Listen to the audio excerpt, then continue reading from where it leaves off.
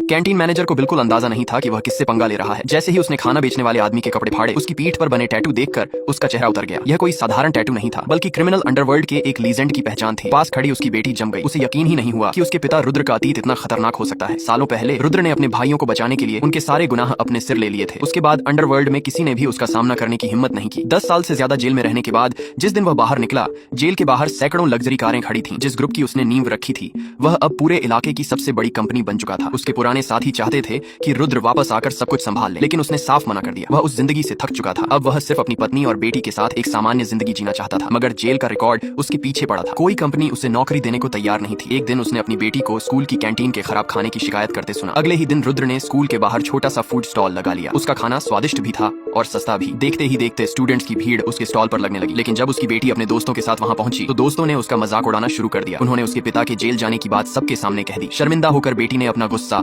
रुद्र पर निकाल दिया। रुद्र ने बिना गुस्सा किए समझाया कि वह उसके लिए ही खाना बना रहा था, क्योंकि उसे कैंटीन का खाना पसंद नहीं था। लेकिन वह उसकी बात सुनने को तैयार नहीं थी। तभी कैंटीन मैनेजर अपने आदमियों के साथ वहां पहुंच गया। उसने रुद्र पर ग्राहक छीनने का आरोप लगाया और सबके सामने उसका खाना सड़क पर फेंक दिया। रुद्र झगड़ा नहीं चाहता था, इसलिए नुकसान भरने के लिए पैसे देने को तैयार हो गया। लेकिन मैनेजर की लालच बढ़ गई। उसने अचानक $50,000 की मांग कर दी। रुद्र ने शांत आवाज में कहा कि उसने जिंदगी में इतने पैसे कभी नहीं कमाए। मैनेजर ने उसकी एक नहीं सुनी। स्टूडेंट्स उसके खिलाफ खड़े होने लगे, यहाँ तक कि उसकी बेटी भी पहली बार अपने पिता के पक्ष में बोलने लगी। गुस्से में मैनेजर ने अपने आदमियों को आदेश दिया कि लड़की को पकड़ लो। बस यही वह पल था जब रुद्र का चेहरा बदल गया। वह खुद की बेइज्जती सह सकता था, लेकिन अपनी बेटी को हाथ लगाने की इजाजत किसी को नहीं दे सकता था। उसने बेटी को पीछे किया और मैनेजर को आखिरी चेतावनी दी, उसकी बेटी से दूर रहे। लेकिन मैनेजर ने उसे कमजोर समझा और हमला करने का आदेश दे दिया। अगले ही पल रुद्र बिजली की तरह आगे बढ़ा। कुछ ही सेकंड में कई गुंडे जमीन पर पड़े थे। इसी अफरा तफरी में उसके कपड़े फट गए और पीठ पर बना रहस्यमयी टैटू सबके सामने आ गया। वह निशान देखते ही एक आदमी कांप उठा। उसने तुरंत पहचान लिया, ये उसी रुद्र का निशान था जिसका नाम कभी पूरे क्रिमिनल अंडरवर्ल्ड में डर की वजह था। लेकिन मैनेजर अभी भी मानने को तैयार नहीं था। उसने ताना मारा कि कोई असली गैंग बॉस स्कूल के बाहर खाना बेचते हुए नहीं मिलेगा। उसने टैटू की तस्वीर खींची